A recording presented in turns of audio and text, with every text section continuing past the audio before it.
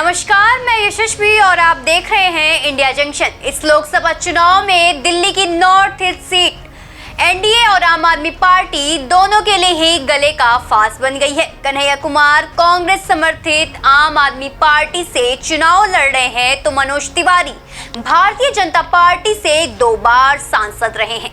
लेकिन इस बार चुनावी समीकरण कुछ बदले से नजर आ रहे हैं।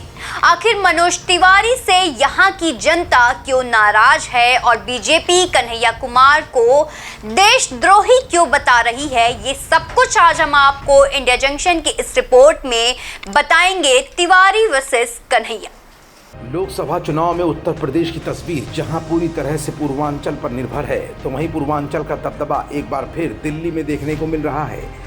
दिल्ली की पूर्वोत्तर सीट को लेकर इस समय मनोज तिवारी और कन्हैया कुमार आमने सामने दिख रहे हैं। लेकिन दोनों की चुनावी लड़ाई में आखिरकार जीत किसकी होगी और जनता किन तथ्यों के आधार पर इन दोनों में से ही अपना नेता चुनेगी, ये कुछ ऐसे सवाल हैं जिनका जवाब आज इंडिया जंक्शन की इस स्पेशल रिपोर्ट में हम आपको दिखाएंगे भी और बताएंगे भी। दरअसल दिल्ली की नॉर्थ ईस्ट लोकसभा सीट का सियासी परिदृश्य भी रोज इस दौर से नया रंग दिखा रहा है। मिथकों के सहारे सियासत करने वाली पार्टी और उसके उम्मीदवार पीछे रह गए हैं। वहीं मिथकों से दूर रहने का दंभ भरने वाले वामपंथी रुझान के कन्हैया कुमार ने अपना हथियार बना लिया है। कन्हैया के भाषणों में कृष्ण एक ऐसे रूपक की तरह उपस्थित हैं जो करुणा निधान भी हैं और कठोर भी। यही वजह है कि 2014 से इस सीट का प्रतिनिधित्व कर भाजपा के मनोज तिवारी के लिए कत्तोड़ तलाशना आसान नहीं दिख रहा है। दिल्ली की इस लोकसभा सीट की सामाजिक संरचना खासी विविधतापूर्ण है। इस क्षेत्र में पूर्वांचल के लोगों की बड़ी आबादी के कारण मनोज तिवारी की राह पिछले 2 बार से काफ़ी आसान रही है। लेकिन अब की बार कहानी कुछ उलझ गई है। मनोज तिवारी के समर्थक भले ही दावा करें कि उन्होंने पिछले 5 साल में बहुत काम कराए हैं, मगर इलाके के लोग इससे संतुष्ट नजर नहीं आते। अनाधिकृत कॉलोनियों का मुद्दा लंबे समय से लंबित चल रहा है। समाधान को लेकर विभिन्न स्तरों पर कई बार पहल हुई, लेकिन इसका कोई ठोस हल अब तक नहीं हो पाया है।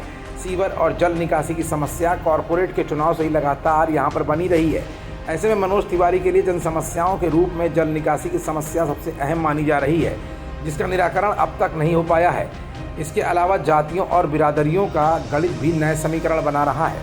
18% ब्राह्मण और 5% पंजाबी भाजपा की ताकत है, तो 21% पिछड़ा वर्ग और करीब इतने ही फीसद मुस्लिम वोटों पर कन्हैया कुमार की नज़र गड़ी हुई है।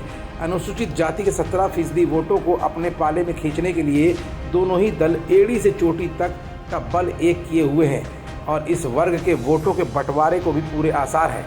कन्हैया को एक फ़ायदा कांग्रेस के आम आदमी पार्टी के साथ हुए समझौते का भी मिलता दिख रहा है। दिल्ली में निम्न आय वर्ग में आम आदमी पार्टी की पकड़ कहीं ज़्यादा मजबूत मानी जाती है और इस पूरे लोकसभा क्षेत्र में इसी वर्ग के लोगों की बाहुलता है। सीलमपुर हो, मुस्तफ़ाबाद हो, तीमारपुर हो या फिर सीमापुरी, ज़्यादातर इलाकों में छोटे मोटे काम धंधे के सहारे ज़िंदगी गुजारने वाले लोगों का ही वर्चस्व है। लेकिन भाजपा का कोर वोटर मनोज तिवारी के साथ डटा हुआ है, यही उनकी सबसे बड़ी ताकत है। लेकिन जनता का एक हिस्सा फिलहाल कन्हैया कुमार से आश्वस्त नहीं दिखता।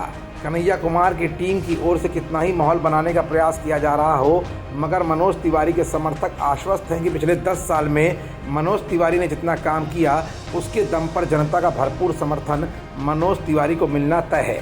इस सीट की चुनावी जंग गलियों, मोहल्लों और सड़कों के साथ साथ आभासी दुनिया में भी जमकर लड़ी जा रही है। दोनों प्रत्याशी सोशल मीडिया के दुलारे हैं। उनकी टीम के लोग इस माध्यम की अहमियत को भी जानते हैं।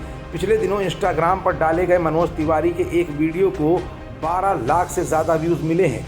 तो कन्हैया कुमार के अकाउंट से दम है कितना दमन में तेरे शीर्षक से जारी रील को 24 घंटे में ही करीब 15 लाख लोगों ने देखा और 1.25 लाख लोगों ने लाइक भी किया। कोई भी नई रील या पोस्ट सामने आते ही दोनों के समर्थकों में उसे आगे बढ़ाने की होड़ सी लग जाती है। राष्ट्रवाद की पिच पर खेलने में सिद्धहस्त भारतीय जनता पार्टी एक बार फिर कन्हैया कुमार को उनके जेएनयू वाली वीडियो क्लिप के आधार पर घेरने में जुटी हुई है। पार्टी नेता विभिन्न मंचों पर वीडियो का हवाला देते हुए उनको देशद्रोही ठहराने की कोशिश कर रहे हैं। लेकिन कन्हैया कुमार ने भी इस मुद्दे पर हमलावर रुख अपना रखा है। उनका सीधा तर्क होता है कि मैंने अगर कुछ गलत किया तो मैं बाहर क्यों हूँ, जेल में क्यों नहीं, सरकार ने अब तक जेल में क्यों नहीं डाला मुझे। फिलहाल कांटे की इस टक्कर में नॉर्थ ईस्ट सीट दिल्ली के लिए गले की फांस बनी हुई है, क्योंकि इस सीट पर जहां मनोज तिवारी का कब्जा है, तो वहीं कन्हैया कुमार की जोरदार एंट्री ने भाजपा समर्थकों को भी हिलाकर रख दिया है। लेकिन जहां एक तरफ जनता 2 खेमों में बटी हुई है, पहले तो मनोज तिवारी के कामों को लेकर जनता कुछ हद तक नाराज दिख रही है, तो वहीं राष्ट्रद्रोह का मुद्दा उठाकर कन्हैया कुमार की छवि को धूमिल करने में बीजेपी लगी हुई है। फिलहाल इस टक्कर में जीत किसकी होती है, ये भी जल्द यानी 4 जून को साबित हो ही जाएगा। खबरों से जुड़े रहने के लिए सब्सक्राइब करें हमारा चैनल इंडिया जंक्शन।